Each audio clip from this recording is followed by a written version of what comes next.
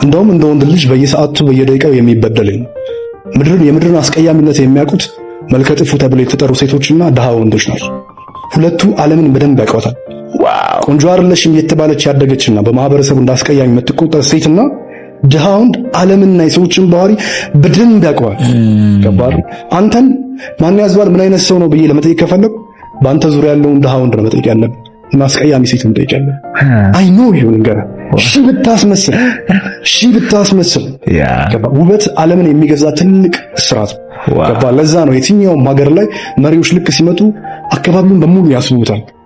ውበት ህዝብን ጸጥ ያስብላል ነው እንዴ? ኦፍ ኮርስ ማኒፕሌት ያደርጋል ኮሚኒቲ። በተመሳሳይ በዚህ በጾታዊ ጉዳይ ላይ ውበት ኦፍ ኮርስ ኢት ኢዝ ማተር ያደርጋል።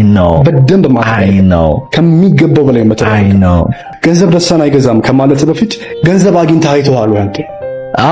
እንደዛ ከማውራት በፊት አግኝተህ አይተኸዋል